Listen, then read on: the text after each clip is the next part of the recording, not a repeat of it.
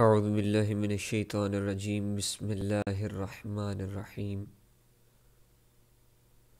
عزیز طلبہ، امید ہے آپ کو پچھلے سبق کی سمجھ آ چکی ہوگی اور آپ نے یاد کیا ہوگا۔ آج ہم یہاں سے آگے سبق پڑھیں گے۔ پچھلے سبق میں ہم نے اعراب جو پڑھا تھا وہ اعراب بالحرکت پڑھا تھا، یعنی زبر زیر پیش کے ساتھ اعراب۔ ایک دفعہ اس سبق کو اچھے طریقے سے دہرا لیتے ہیں کہ پہلا اعراب کس کا تھا۔ پہلا اعراب تھا رفع ضمہ کے ساتھ، نصب فتح کے ساتھ، جر کسرہ کے ساتھ۔ یہ کس کا اعراب ہے؟ اسم مفرد صحیح، جاری مجرا صحیح اور جمع مکسر کا اعراب تھا۔ اس کے بعد دوسرا اعراب تھا رفع ضمہ کے ساتھ، نصب اور جر کسرہ کے ساتھ۔ یہ کس کا اعراب تھا؟ یہ تثنیہ کا اعراب تھا، جمع مؤنث سالم کا اعراب تھا۔ اس کے بعد ہم نے اعراب پڑھا تھا رفع ضمہ کے ساتھ، نصب اور جر فتح کے ساتھ۔ یہ کس کا اعراب تھا؟ اسم غیر منصرف کا۔ اس کے بعد ہم نے اعراب پڑھا تھا حالت رفعی اور جری تقدیری اور حالت نسبی فتح کے ساتھ۔ یہ کس کا اعراب تھا؟ یہ اسم منقوص کا اعراب تھا، یعنی جب اس پر الف لام ہو تو اسم منقوص کے بارے میں بتایا تھا کہ اس کے آخر میں یا لازمی ہوتی ہے، جیسے قادی اور قادیہ کے ساتھ اعراب تھا عدل القادی اور قادیہ۔ پھر اس کے بعد ہم نے جو اعراب پڑھا تھا، یہ اعراب پڑھا تھا کہ الف لام اگر ہٹا دیا جائے تو حالت رفعی اور جری میں سے یا گر جاتی، جیسے منادن، منادین اور منادن مثال کے اندر آپ دیکھ رہے ہیں۔ اس کے بعد ہم نے اگلا اعراب پڑھا تھا کہ تینوں حالتوں میں تقدیری ہوگا۔ یہ کس کا اعراب ہے؟ اسم مقصور کا اور وہ اسم جو یا ضمیر متکلم کی طرف مضاف ہو، یہ تینوں حالتوں میں تقدیری ہوتا ہے۔ اسم مقصور کی مثال الفتح تھی، اس میں الفتح ہے، اور دوسرے میں جو یا ضمیر متکلم کی طرف مضاف ہے وہ غلامی آئے گا۔ تینوں حالتوں میں تقدیری ہے، یعنی پوشیدہ اعراب ہے، لفظوں میں ظاہر نہیں ہے۔ اور اسم مقصور جو ہے اس پر اگر الف لام ہٹا دیا جائے تو یہ آخر سے الف مقصورہ گر جاتا ہے، فتن ہو جائے گا تینوں صورتوں میں۔ اب مین بات جو میں نے بتائی تھی وہ یہ تھی کہ اسم منقوص اور اسم مقصور، ان دونوں میں طلبہ اکثر فرق نہیں کرتے، پیچھے کا آگے، آگے کا پیچھے کر دیتے ہیں۔ اسم منقوص وہ ہوتا ہے جس کے آخر میں یا لازمی ہوتی ہے، اور اسم مقصور وہ ہوتا ہے جس کے آخر میں الف مقصورہ ہوتا ہے۔ اگر آپ کو یاد نہ رہے تو الف مقصورہ سے یاد کر لیجئے، جو مونس کی علامت ہے، تو آپ فوراً جو ہے پہچان جائیں گے کہ الف مقصورہ یعنی جس کے آخر میں الف ہوتا ہے۔ اسم مقصور یعنی الف مقصورہ سے نکلا تو اس کے آخر میں الف مقصورہ ہوتا ہے۔ اس کے بعد آگے جو اعراب آ رہا ہے وہ اعراب بالحرف ہے، یعنی واو الف یا کے ساتھ اعراب ہے، زبر زیر پیش کے ساتھ اعراب نہیں ہے۔ یہ تین اسماء ہیں، تثنیہ ہے، اسماء ستہ مکبرہ اور جمع مؤنث سالم ہے، جمع مذکر سالم ہے۔ تثنیہ وہ اسم ہے جو اپنے آخر میں الف نون یا نون کی زیادتی کے ساتھ دو پر دلالت کرے۔ الف نون آئے گا یا نون آئے گا۔ اب اعراب کیا ہے؟ تثنیہ اور وہ اسماء جو لفظوں میں یا معنوں میں تثنیہ کے مشابہ ہیں، ان کی حالت رفعی الف ساکن ما قبل مفتوح سے آتی ہے، اور حالت نسبی اور جری یا ساکن ما قبل مفتوح سے آتی ہے۔ جیسے جاء رجلان، رأیت رجلین، نظرت الی رجلین، جاء اثنان، رأیت اثنین، نظرت الی اثنین، جاء کلاہما، رأیت کلیہما، نظرت الی کلیہما۔ اثنان جو ہے یہ لفظوں میں مشابہ ہے تثنیہ کے، اور کلاہما جو ہے یہ معنی میں مشابہ ہے۔ اور کلا اور کلتا جب ضمیر کی طرف مضاف ہوں تو ان کا یہی اعراب ہوتا ہے۔ ضمیر کی طرف جب مضاف ہوں گے تو پھر اس کا اعراب یہی ہوگا، ورنہ نہیں ہوگا۔ اس کے بعد اسماء ستہ مکبرہ، یہ بڑا اہم جو ہے اسماء ستہ مکبرہ میں ایک بات بڑی اہم ہے، وہ یہ کہ اس میں اکثر بچے غلطی کھا جاتے ہیں۔ تو مجھے بھی ویسے یاد ہے کہ میں بھی اس میں اکثر غلطی کھا جایا کرتا تھا، تو پھر کافی محنت کوشش کے بعد مجھے بھی یہ بات سمجھ میں آئی کہ اس طریقے سے یہ بات دل و دماغ میں اثر کر گئی، بیٹھ گئی۔ تو اصل چیز یہ ہے کہ اسماء ستہ مکبرہ ان کا اعراب بالحرف ہونے کے لیے شرط، یہ 6 اسماء ہیں، ان کے اعراب بالحرف ہونے کے لیے کچھ شرطیں ہیں۔ اب یہاں یہ شرط لکھی ہیں کہ وہ مفرد ہوں، جمع نہ ہوں، مکبر ہوں، مصغر نہ ہوں، یا ضمیر متکلم کے علاوہ کسی اور اسم کی طرف مضاف ہوں۔ یہ ذرا بات دماغ میں بیٹھانی ذرا تھوڑی مشکل ہو جاتی ہے، بچہ آگے سے پیچھے، پیچھے سے آگے کر دیتا ہے، اور ایک دم سے عجیب سا کوفت محسوس کرتا ہے۔ یہاں پر اس جگہ پر آنے کے بعد وہ سمجھ نہیں پاتا کہ میں اس کو یاد کیسے کروں، اس کو ذہن میں کس طرح بیٹھاؤں۔ آپ نے صرف 3 باتیں یاد رکھنی ہیں۔ اسماء ستہ مکبرہ مفرد ہونے چاہیے، مکبر ہونے چاہیے، اور کسی اسم کی طرف مضاف ہونے چاہیے۔ بس 3 باتیں ذہن میں رکھ لیں، مفرد ہونے چاہیے، مکبر ہونے چاہیے، اور یا ضمیر کے علاوہ کسی اسم کی طرف مضاف ہونے چاہیے۔ جلدی ذہن میں بیٹھنے والی بات ہے یہ، بار بار اگر آپ اس کو یاد کریں، مفرد ہوں، جمع نہ ہوں، مکبر ہوں، مصغر نہ ہوں، تو یہ جو ہے نا بات دماغ میں جلدی بیٹھتی نہیں ہے۔ تو میں اپنے طریقے سے آپ کو صرف سمجھا رہا ہوں، اسے یاد کرنے کا طریقہ کار یہی ہے کہ آپ نے صرف یہ بات ذہن میں رکھنی ہے، مفرد ہونے چاہیے، مکبر ہونے چاہیے، اور کسی اسم کی طرف مضاف ہونے چاہیے۔ جب یہ تینوں چیزیں بیک وقت پائی جائیں گی، یہ بات ذہن میں رکھنا ہے، یہ تینوں چیزیں اگر اسماء ستہ مکبرہ میں بیک وقت پائی جائیں تو اعراب بالحرف ہوگا، اور اگر ان میں سے ایک بھی چیز، یعنی ایک بھی شرط جو ہے، یہ تینوں شرطیں پائی جائیں گی تو یہ وہ ہوگا، اعراب بالحرف ہوگا، اور اگر ان میں سے ایک بھی شرط ختم ہو گئی تو پہلا اعراب واپس آ جائے گا، یعنی رفع ضمہ کے ساتھ، نصب فتح کے ساتھ، جر کسرہ کے ساتھ۔ وہ پہلا اعراب پڑھا تھا نا، رفع ضمہ کے ساتھ، نصب فتح کے ساتھ، جر کسرہ کے ساتھ، یہ کس کا اعراب ہے؟ اسم مفرد صحیح، جاری مجرور صحیح، جمع مکسر، تو وہ والا اعراب اس کا ہوگا اسماء ستہ مکبرہ کا۔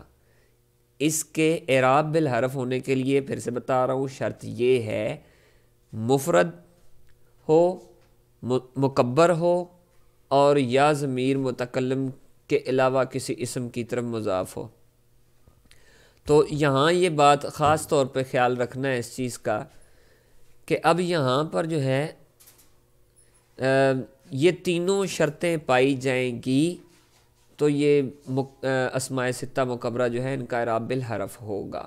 اب یہ ان کے نام ہیں ابن، اخن، فمن، حمن، ہنن اور زو۔ یہ جناب یہ ان کے 6 اسماء ہیں۔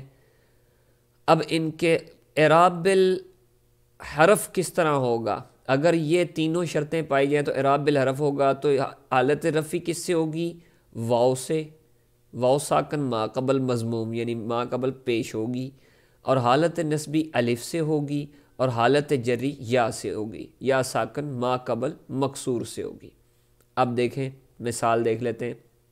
ھذا ابو زیدن، واو ہے اور ابو کے آگے واو ہے، اور اس سے ما قبل مضموم حالت رفعی یہی بتائی تھی، رأیت ابا زیدن۔ اب یہاں ابا کے بعد الف ہے، انہوں نے بتایا تھا حالت نسبی میں الف ہوگا۔ نظرت الی ابی زیدن، حالت جری میں انہوں نے یا بتائی تھی اور ما قبل مکسور بتایا تھا، ما قبل دیکھ رہے ہیں کہ زیر ہے۔ اس کے بعد اب دیکھیں کہ یہ اعراب بالحرف ہے تو کیا وہ تینوں شرطیں پائی جاتی ہیں؟ انہوں نے کہا تھا مفرد ہونا چاہیے، ابو مفرد ہے، جمع نہیں ہے۔ اس کے بعد مکبر ہونا چاہیے، تو ابو مکبر ہے، مصغر نہیں، ابیو نہیں ذکر گیا، مصغر کیا نا، ابیو، ٹھیک ہے جی۔ ابی بن کعب نام سنا ہوا ہے نا، ابی بن کعب، تو ابی جو ہے یہ مصغر ہے، یہ مکبر ہے ابن۔ اس کے بعد یا ضمیر کے علاوہ انہوں نے کہا تھا کسی اور اسم کی طرف مضاف ہونا چاہیے۔ اب زید اسم ہے یا ضمیر نہیں ہے، یا ضمیر متکلم والی نہیں ہے، تو اس کا مطلب تینوں شرطیں اس میں پائی گئی ہیں، اس وجہ سے اس کا اعراب بالحرف ہے۔ اسی طرح ھذا اخو زید رأیت اخا زید نظرت الی اخی زید، اس میں بھی اخو، اخا اور اخی ہے، پہلے میں واو، دوسرے میں الف اور تیسرے میں یا ہے، واو الف یا کے ساتھ اعراب آیا ہوا ہے۔ پھر سے ایک دفعہ یہ شرطیں ذہن میں رکھ لیں، مفرد ہونا چاہیے، مکبر ہونا چاہیے، اور یا کے علاوہ کسی اور اسم کی طرف مضاف ہونا چاہیے۔ اب ان تینوں میں سے اگر کوئی ایک بھی شرط مفقود ہو گئی، میں نے آپ کو بتایا تھا، تو پہلا اعراب واپس آ جائے گا، یعنی حالت رفع ضمہ سے، حالت نصب فتح سے اور حالت جری کسرہ سے آئے گی۔ یہ اب اوپر سے انہوں نے لکھا ہو یہ مصغر ہو یا جمع ہو یا مضاف نہ ہو، تو یہ جو ہے نا شرط وہ پچھلی شرطوں کا توڑ ہی لکھا ہوا۔ آپ سمپل یاد رکھیں کہ جو پہلی تین شرطیں آپ نے یاد کی ہیں، مفرد، مکبر اور کسی اسم کی طرف مضاف، ان میں سے ایک شرط بھی ختم ہو گئی تو یہ کیا ہوگا، اس کا کام ختم ہو جائے گا، اعراب پہلا واپس آ جائے گا۔ دیکھیں مثال آپ دیکھتے ہیں، مفرد کی مثال دیکھ لیں، ھذا ابن، انہوں نے شرط لگائی تھی مضاف ہونے کی، یہاں یہ مضاف نہیں ہو رہا، اس لیے ھذا ابن رأیت ابن نظرت الی ابن، ابن ابن ابن، یہ اعراب آ رہا ہے، مکبر بھی ہے، مفرد بھی ہے، لیکن مضاف نہیں ہے۔ ایک شرط ختم ہوگی مضاف نہ ہونے کی، تب بھی یہی اعراب ہے۔ دوسری شرط تھی مفرد ہونا چاہیے تھا، یہ جمع ہے، انہوں نے بتایا تھا نا مفرد ہو، تو مفرد تو ختم ہو گئی، یہ جمع ہو گیا، لہٰذا ہؤلاء آباؤک، مضاف بھی ہو رہا ہے، مصغر بھی نہیں ہے، مکبر ہے، مضاف بھی ہو رہا ہے، لیکن جمع ہو گیا ہے، مفرد نہیں ہے، لہٰذا وہ شرط واپس ختم ہو گئی۔ اب یہ تینوں اعراب جو ہیں آئیں گے حرکت والے، آباؤک، آباءک، آبائک، ہؤلاء آباؤک رأیت آباءک نظرت الی آبائک۔ اس کے بعد ہے تیسری مثال، یعنی شرط یہ لگائی تھی مکبر ہونا چاہیے، باقی دو شرطیں پائی جا رہی ہیں، مضاف بھی ہے، مفرد بھی ہے، لیکن یہ شرط مفقود ہوگی، یہ مصغر لے آئے، لہٰذا پھر بھی اعراب جو ہے وہ حرکت والا، اعراب بالحرکت آ جائے گا، ھذا ابی زید رأیت ابی زید نظرت الی ابی زید۔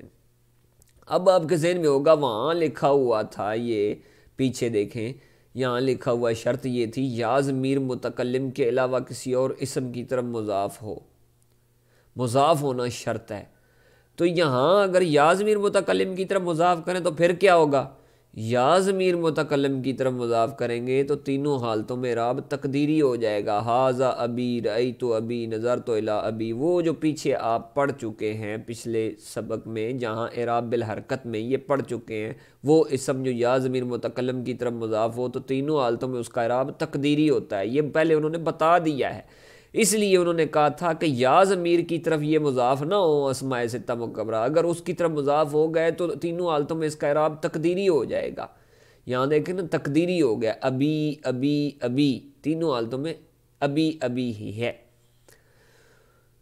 امید ہے آپ کو یہ چیز سمجھ آ گئی ہوگی۔ اب آگے چلتے ہیں، جمع مذکر سالم۔ جمع مذکر سالم کی آپ تعریف جانتے ہیں کہ واو نون یا نون مفتوح لگانے سے بنتی ہے، ٹھیک ہے جی۔ اب اعراب اس کا کیا ہے، اعراب جو ہے ان تینوں کی حالت رفع، اب تین کون سے ہیں، وہ اسماء جو لفظوں میں یا معنوں میں جمع مذکر سالم کے مشابہ ہیں، ان کا اعراب بھی اسی طرح ہوگا، تو اب تین ہو گئے، ایک تو جمع مذکر سالم ہو گئی، ایک وہ اسماء جو لفظوں میں اس کے مشابہ ہیں، ایک وہ اسماء جو معنوں میں اس کے مشابہ ہیں، ٹھیک ہے جی۔ تینوں کی حالت رفع واو ساکن ما قبل مضموم سے آتی ہے، یعنی ما قبل پیش آئے گی، اور حالت نصبی اور جری یا ساکن ما قبل مکسور سے آتی ہے، جیسے جاء الصادقون، رأیت الصادقین، نظرت الی الصادقین، صادقون صادقین صادقین۔ دوسری مثال میں عشرون عشرین عشرین، یہ جمع کے مشابہ ہیں لفظوں میں، اور جو معنوں میں مشابہ ہے وہ اولو اولی اور اولی۔ ٹھیک ہے جی، یہ مثالیں آپ تیار کر لیجئے گا، بس ایک چیز کا خاص خیال رکھنا ہے، اعراب میں تھوڑا سا جو ہے نا معمولی سی زبر کی زیر ہو گئی تو کام گڑبڑ ہو جائے گا۔ حالت رفع تو چلو سمجھ آ گئی، خاص طور پر حالت نسبی اور جری۔ یہاں صادقین ہے یعنی یا ساکن ما قبل مکسور سے آئے گی، یا ساکن ما قبل مکسور سے اس کی حالت نسبی اور جری آئے گی، اور تثنیہ جو ہے اس کی بھی شکل سیم ہے، تثنیہ کی شکل دیکھیں یہاں سیم ہے، یا نون ہی ہے، اس کے جمع کے آخر میں بھی یا نون ہی ہے، لیکن فرق کیا ہے کہ یہاں یا ساکن ہے لیکن ما قبل مفتوح ہے، یہاں رجلین آیا ہے۔ اگر یہاں رجلین کریں گے تو یہاں رجلین ہے نا، اگر لام کے نیچے زیر دے تو یہ جمع بن جائے گی، ویسے یہ ہے تو غلط، ٹھیک ہے، رجلن جو ہے یہ جمع مکسر میں آئے گا، رجالن اس کی جمع آتی، ویسے ایک میں مثال دے رہا ہوں۔ تو یہاں آپ نے یہ خاص طور پر ذہن میں رکھنا ہے، مثال آپ کو آسان سی دے دیتا ہوں، قلمن سے قلمین، رجلین کے وزن پر قلمین آئے گا، اور جب یہ بھی جمع مکسر ہی ہے، جب اس کو جمع بنائیں گے تو اقلام بن جائے گا۔ تو چلو عاقل لے لیتے ہیں، عاقلین، عاقلین تثنیہ آ گیا ہے، اور جب اس کو جمع بنائیں گے تو عاقلینا ہو جائے گا، یعنی نون زبر والا ہو جائے گا اور یا سے پہلے زیر آ جائے گی۔ یہ خاص خیال رکھنا ہے تثنیہ اور جمع میں، اکثر بچے یہاں بھی غلطی کر جاتے ہیں۔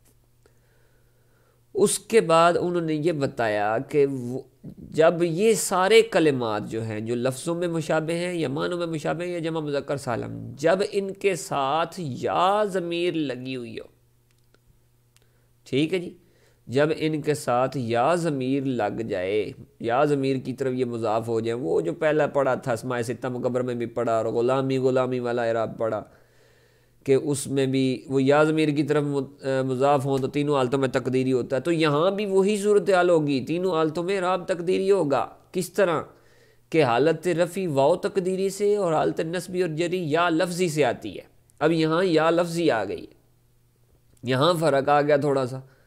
وہ وجہ کیا ہے؟ وہ وجہ یہ ہے کہ دیکھیں جی، مثال دی جا مسلمیہ، رأیت مسلمیہ، نظرت الی مسلمیہ، آپ کہیں گے کہ تینوں حالتوں میں ایک جیسی ہے، مسلمیہ مسلمیہ مسلمیہ ہی ہے، تو فرق کون سا رہ گیا، ہمیں کیا پتہ لگے؟ تو مسئلہ یہ ہے کہ جو پہلا مسلمیہ ہے نا، جا مسلمیہ، وہ یہی بتا رہے ہیں نوٹ میں کہ مسلمیہ اصل میں تھا مسلمویا، مسلمویا، کیونکہ یا کی طرف مضاف ہو رہے ہیں تو یاد لگ رہی، مسلمونا تھا، مسلمو یا ہو گیا تھا، واؤ اور یا اکٹھے ہو گئے، یہ تعلیل کر دی انہوں نے، اول ساکن تھا یعنی واؤ ساکن تھی، اور واؤ کو یا سے بدل دیا، اب واؤ کو جب یا سے بدلا تو وہ بن گیا مسلمج یا، اب یا کو یا میں ادغام کر دیا، اب جب یا کو یا میں ادغام کر دیا ہے تو یا کے ما قبل کے ضمہ کو کسرہ سے بدلنا پڑے گا، کیونکہ مسلمج یا نہیں ہو سکتا، میم جو ہے یا جو ہے وہ زیر کو چاہتی ہے، تو ضمہ جو ہے ما قبل دشوار ہو گیا، ضمہ کو جو ہے کسرہ سے بدل دیا گیا، تو مسلمیہ ہو گیا۔ اب یہی صورتحال یہاں ہے، دوسرے میں مسلمینہ تھا، مسلمینہ کی جگہ پہ مسلمیہ ہو گیا، جس طرح یہ مسلمیہ بنا نا، مسلمیہ، یہی ترکیب وہاں بھی ہوئی، اور یہاں وہاں بھی تعلیل اسی طرح کی، اب یا کو یا میں ادغام کر دیا، مسلمیہ ہو گیا، دونوں صورتوں میں اس طرح ہو گیا۔ اب آپ کے ذہن میں یہ سوال آ رہا ہوگا، بھائی نے مسلمونہ کی بجائے مسلمو یا پڑھا ہے تو نون کہاں گیا؟ مسلمونہ تھا تو یا مسلمینہ تھا، یہ نون کدھر غائب ہو گیا؟ تو جواب یہ ہے کہ جمع اور تثنیہ کا نون، جمع اور تثنیہ کا نون اضافت کے وقت گر جاتے ہیں، جب مضاف ہوتے ہیں نا تو گر جاتے ہیں، جیسے غلاما رجلن، یعنی غلامان تھا، غلاما رجلن، اور طالبون تھا، طالبو المدرسۃ، طالب المدرسہ تھے، اصل میں غلامان اور طالبون تھے۔ یہ تثنیہ اور جمع کے بارے میں انہوں نے بتایا ہے۔ یہاں تک آپ کا سبق ختم ہو گیا۔ اللہ پاک سے دعا ہے کہ اللہ پاک ہم سب کے علم و عمل میں اضافہ فرمائے اور اس کو سمجھنے کی توفیق عطا فرمائے اور عمل کرنے کی توفیق عطا فرمائے۔ انشاءاللہ ہم اگلے سبق کے لیے اجازت دیجیے۔ انشاءاللہ عزیز ہم اگلا سبق جو ہے جلدی آپ کے سامنے پیش کر دیں گے۔ اللہ پاک سے دعا ہے کہ اللہ پاک ہم سب کے عمل میں اضافہ فرمائے۔ السلام علیکم ورحمۃ اللہ وبرکاتہ۔